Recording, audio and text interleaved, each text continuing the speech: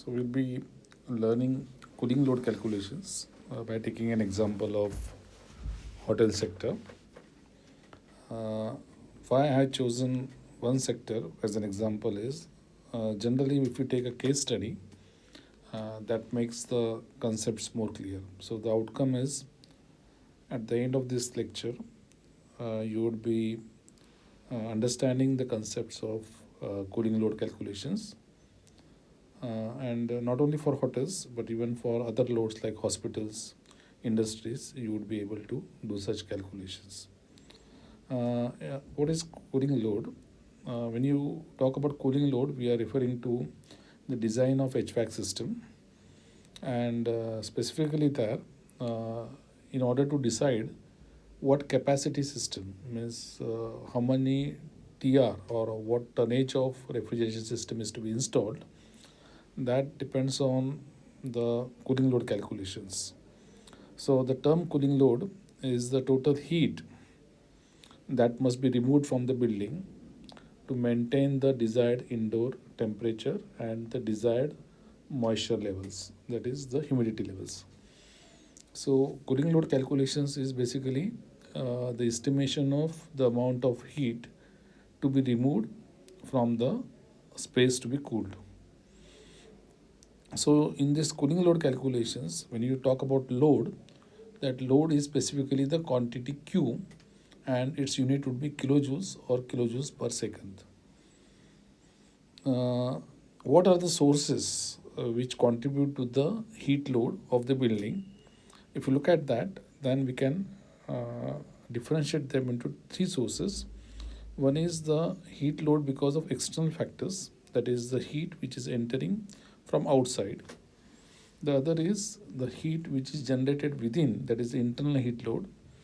And there is a third component which has to do with the heat load because of the ventilation or fresh air which is introduced into the room. Now, the external heat load would include the heat because of the heat entering the walls of the building, because you know that the building would have walls and roof, and the walls are exposed to sunlight, walls are exposed to the outside heat, as a result of which the heat would enter through the outside through the walls inside the room. Heat might enter through the roofs also or through the ceilings also, and if there are glass surfaces there would be additional component of heat entering through the glass. So that has to be computed, and that becomes a significant part of your cooling load calculation. The second component in your heat load calculation is to understand that there would be some generation of energy. Some energy would be liberated by the people who are operating inside the room. They could be sitting, they would be standing, they would be delivering a lecture there, they would be working out there. So all these activities, they would be contributing to the heat load of the building. Then there could be some lighting fixtures, lighting that some electrical equipment in that hotel or in the hospital. So those equipments would be contributing to the load. That would come under the internal heat load calculations. And as I mentioned, the load would also come from the fresh air which is introduced into the building, or the fresh air which infiltrates into the building. All this would bring in some heat and some moisture load. Uh, as I had taken an example of hotels for the cooling load calculation discussion, we need to understand that hotels are complex buildings and they have unique cooling requirements, because there are guest rooms which would have varying occupancy levels. Then there are lobbies, there are reception areas, there could be some dining spaces, there could be conferences hall, meeting rooms. All this would have a different load. So there are multiple zones. Guest room would require a different heat load calculation. Lobby and reception area would require a different heat load calculation.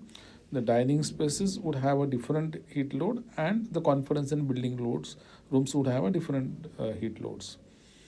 So multiple zones are there, and multiple zones, we need to have a different load calculations there. If you do such load calculations, that would result in a proper chiller capacity selection, a proper air handling unit and fan coil unit sizing.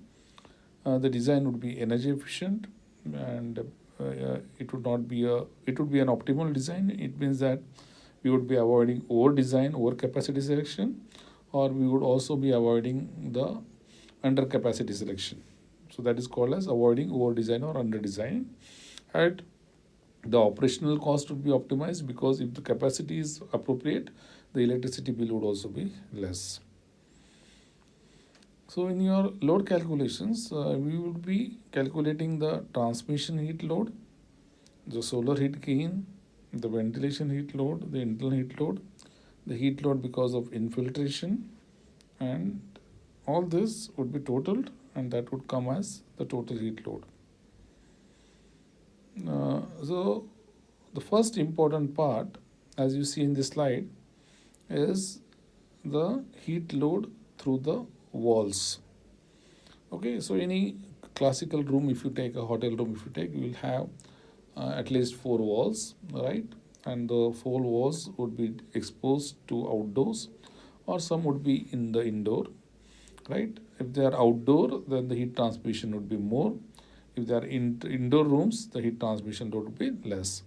Now, how do you calculate that? So for that, this formula is useful, which is Q is equal to U into A into delta T, where U is the overall heat transfer coefficient, A is the surface area of the wall, and delta T would be the temperature difference. So for example, if the wall is of area 100 square meters, if the overall heat transfer coefficient has a value of 0.8 watt per meter square Kelvin, and if the outside and inside temperature difference, if it is 15 degrees centigrade, then one can work out the heat gain through walls as UA delta T, which comes as 1200 watts. This is just for understanding. Okay, this is an example. So it becomes 1.2 kilowatts. Now this U, overall heat transfer coefficient, would depend on number of things. It would depend upon what is the thickness of the wall, what is the material which is used in the construction of the wall, whether the wall is properly insulated or not, right? How many layers are there? All this would matter a lot in deciding the value of U. Okay, U is the overall heat transfer coefficient. So one can reduce this overall heat transfer coefficient by constructing a barrier to the heat, like creating a vapor barrier, as you see in this diagram, or by creating insulation, high performance insulation, okay, and by increasing the thickness of the wall. The other heat gain would be through the roofs, right? So the heat transfer to the roofs, because the roofs, if you know that they are exposed to the solar radiation, and they might contribute significantly to the cooling load. You can imagine that you are staying upstairs and there is a roof, and you will feel, and it is not air conditioned, then you know that living upstairs in summer would be really painful, right? Because there the roof would receive maximum solar radiation, and that is going to contribute to the load significantly. In that case, again you will have UA delta T. Instead of delta T, we would be discussing that in much detail later. We generally use the concept called as cooling load temperature difference, CLTT.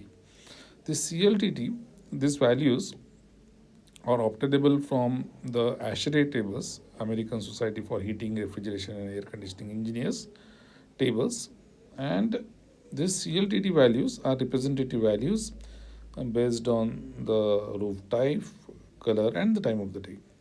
So those values are obtained easily from the tables, depending upon the location, depending upon the latitude where you are located, depending upon the time of the day, depending upon the materials used for construction.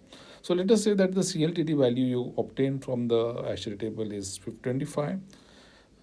The U value, that is the overall heat transfer coefficient value, is 0.6 watt per meter square Kelvin, and let us say that the roof area is 200. That works out to be 3000 watt or 3 kilowatts. That would be the heat gain through the roof. Okay, so depending upon your roof area, depending upon the location, right, you would have a different value of heat gain through the roof. Glass areas, right, especially in hotels, they use large glazed areas for creating the ambience, right? So if the glass area is more, the heat transfer is more because the solar radiation through the glass contributes significantly to the cooling load, right? And especially when the rooms are given the exterior views, which is the demand of the customers, right? So in that case, we use this expression Q is equal to A into SHGF. SHGF is the solar heat gain factor into the shading coefficient into the CLF, that is the cooling load factor, right? So we will be discussing this in much detail, but now we are just having an overview of cooling load calculations. So here understand that A is the glass area, then the solar heat gain factor has a unit of watt per meter square. Let us say that its value is 400, and depending upon the shading which on the glass, that factor would be a shading factor or shading coefficient. Let us say that it is 0.7, and the cooling load factor is, let's say, 0.9. So that gives us the solar heat gain through glass, right? And as I said, it contributes significantly to the cooling load because it is the solar radiation through glass. The third part, or actually the major load because of occupants would depend upon the activity which is in. If it is a gym, the internal load because of occupants would be more. If the people are simply in meeting, then or are leading a sedentary life within, the heat load would be less. So depending upon the activity the occupants are doing, we have certain values, standard values, which are obtainable from the ASHRAE charts. So let us say that the people in the hotels are sitting. So we take a sensible load of 75 watt per seated person and the latent load of 55 watt per seated person. And if it is a conference hall of, let us say, 100 people, then that comes out to be 100 into 75 is 7,500 as a sensible load, and 100 into 55, which is 5,500 watts, as the latent load. And that totaling the two, that gives us the heat gain from the occupants. Okay, as I said, it depends hugely on the activity level, and these values are obtained from the ASHRAE standards. Equipment load depends upon the wattage of that equipment, right?